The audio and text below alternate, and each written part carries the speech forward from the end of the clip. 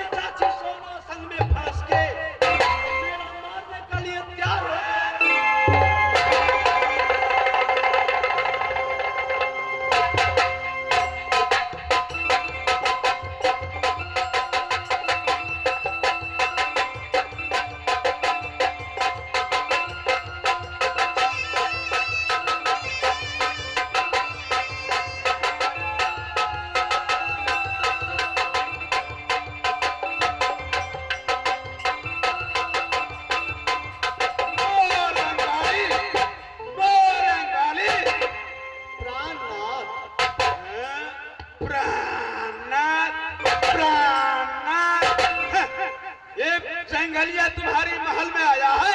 प्राणनाथ, एक जंगली नहीं आई है मेरी भवन में प्राणनाथ। मोरंग वाली, तुम झूठ बोलती है, झूठ बोलती है, झूठ बोलती है। नहीं प्राणनाथ, मोरंग वाली, मैं कह रहा हूं सच बोलो। सच मैं बोल रही हूँ। ये जंगली नहीं आई है मेरी भवन में। कहाँ है जंगली, ये मेरी मालूम नहीं है। भैया देवा महाराज, क्या मोरंग वाली का रैयत पिया हुआ स्वामीनाथ, मोच वाला स्वामी, निर्मोहिया स्वामी, प्राणपति जी, हरमजादी कह रही है कि मेरी महल में जंगलिया नहीं आया। रे चापी को ना लगे रंडी को धोया, सहजे बताए बाबू या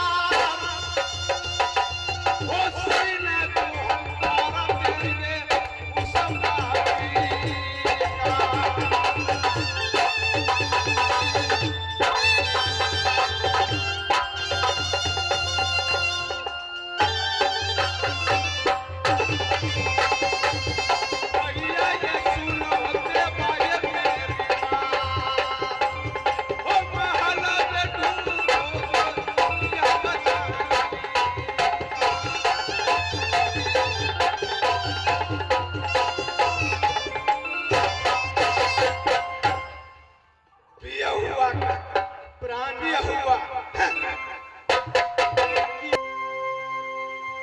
प्राणनाथ, आप किस लिए, क्या हुई है प्राणनाथ? ये जंगली के खोज रही है। मोरंग वाली, प्राणनाथ, आज ने बहुत सा गलती किया है जंगलिया, यह मोहब्बत में रहने लायक नहीं है। क्या क्या गलती किए हैं प्राणनाथ? पहले तुम मुझे मिलाओ, उसके बाद तुम समझेगी क्या किया है, नहीं किया है। प्राणनाथ, ये मेरी महल में तू नहीं आई है जंगली। नहीं आया है, नहीं आया है। ठीक है, मैं तुम्हारी महल में कोने कोने में छापामारी करूंगा।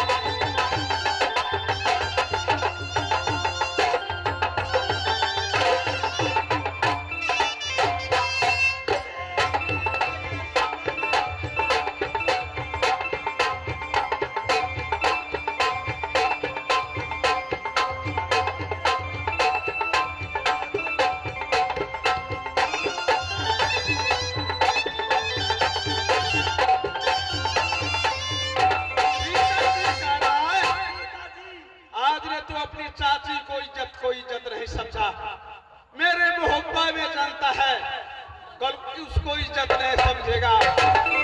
क्या कल तुम्हारी माँ है घर में, माँ का इज्जत नहीं समझेगा। इससे अच्छा तुम्हें मरना अच्छा है, मरना अच्छा है, मरना अच्छा है।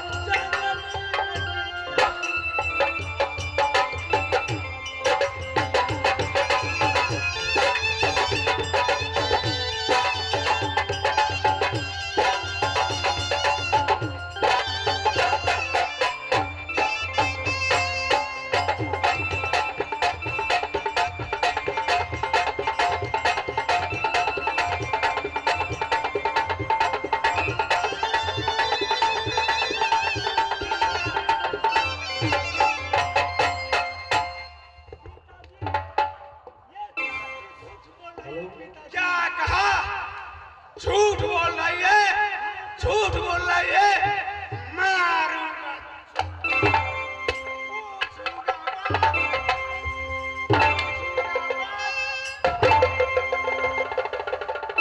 प्राणनाथ, आप जंगली बेटा को अच्छा, मत मारिए प्राणनाथ। क्या कहा? जंगली के नहीं मारो। ऐसा पापी मेरे मोहब्बत में रहने लगा है। के पूतलिया स्वामी बेटा मेरी जंगली। अच्छा, ओ जाना बेटा सीधा यही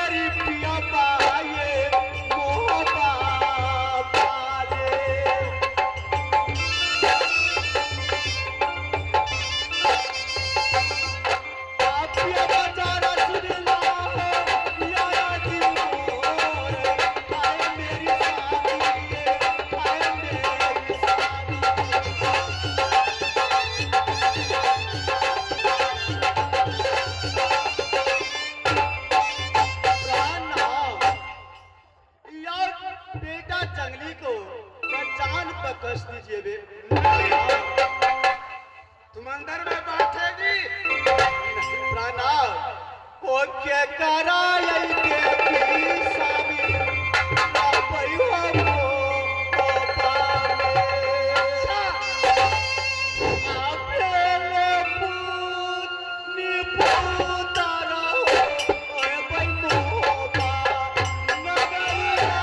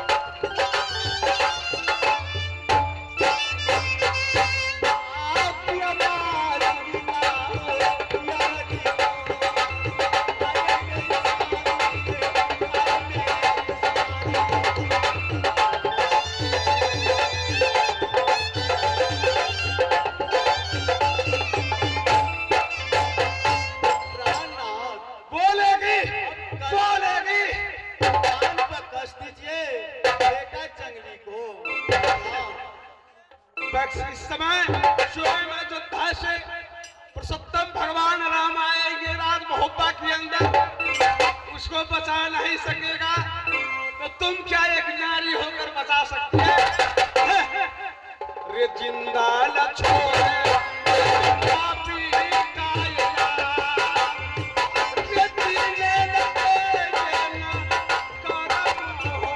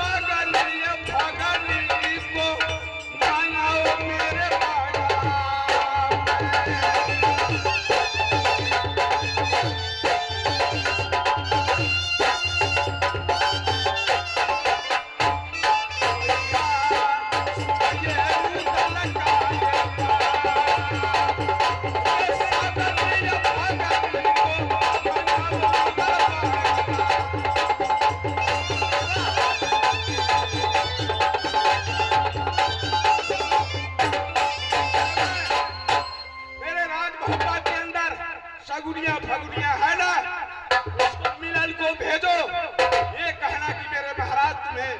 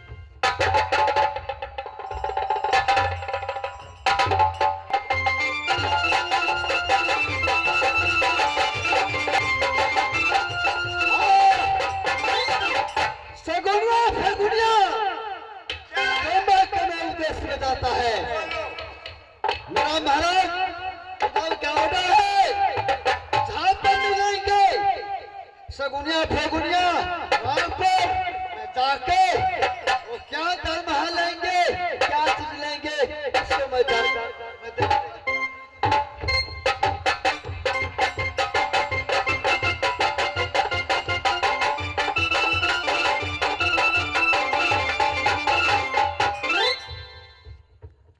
अच्छा आप ही है सगुनिया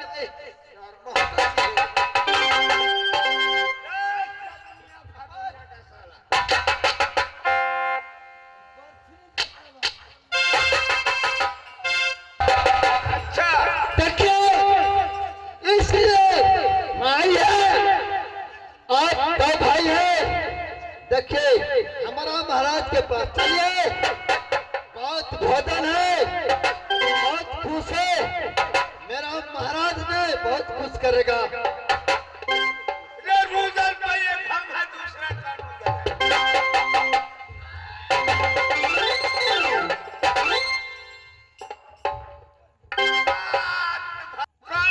कौन कहता है दारू खराब है? दारू खराब नहीं, तुम्हें दिमाग खराब है। दारू पीने से मस्ती आता है। बोतल साइड में है बोतल।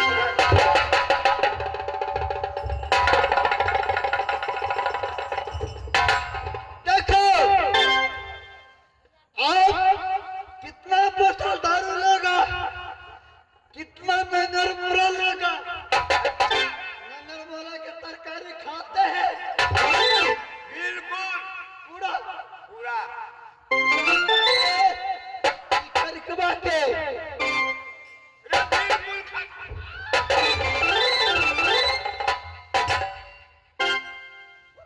बिल्कुल बिल्कुल खाता है बिल्कुल। महाराज मेरा बोला कि मिला तुम देरी नहीं लगाना, ठीक है? जितना कौतरी निवासी का छठी होगा, अच्छा जितना प्रति टन 5 नंबर का जितना होगा भट्टी सब मिलेगा। चलती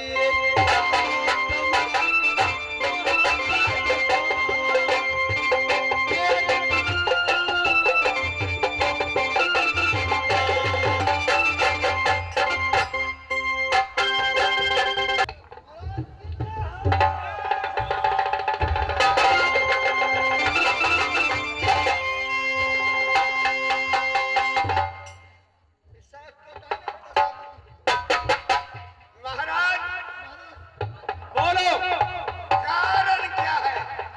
कारण क्या है तुम्हें मालूम नहीं? इस समय जंगलिया पापी है ना मेरे मोहब्बा में, उसको ले जाओ जंगल, मार कर और कोर करे तो मुझे वापस चाहिए। समझ गया? पागल हुक्म रावण का खिलाने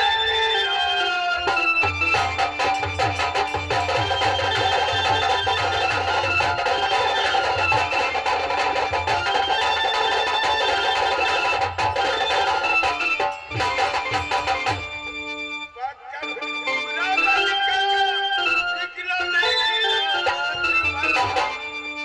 सत्य हनुमत कृपा करे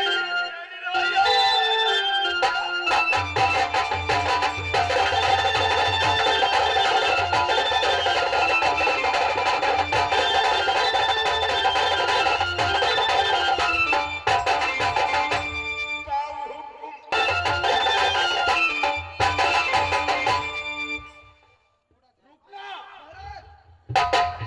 रे खुदारी मुंह वाला, इधर सुनो। जंगलिया को जो धुनुआ में रखा है वो लेकर आओ और सावनी की हाथ पकड़ाओ। ले जाओ।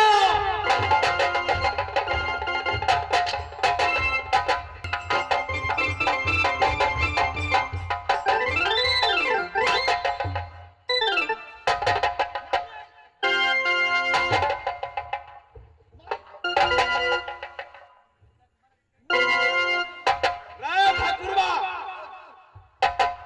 रे बेहुदा, लाया।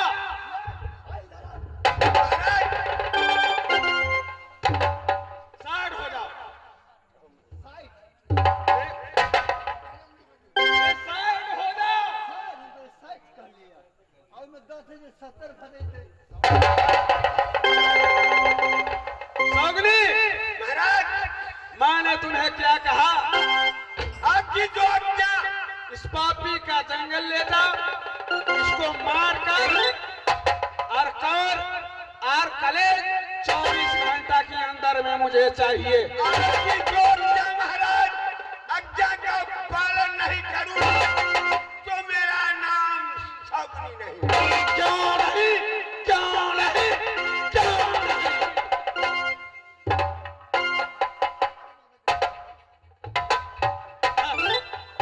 पापी इस दुनिया से गुजर जाएगा, ये बनेगा राजा बेटा ये हमारा। ये नाना का पुत्र लिया तो बेटा ये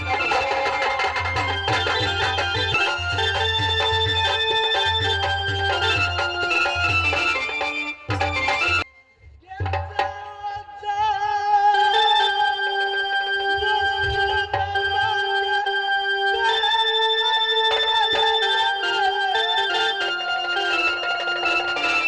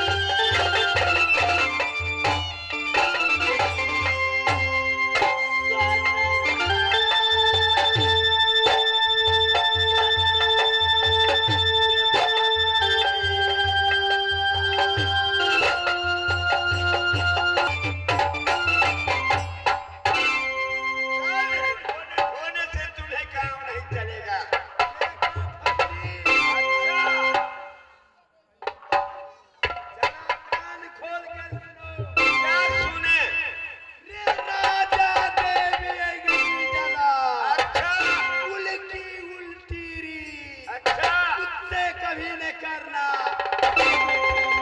राजा देख अग्नि नहीं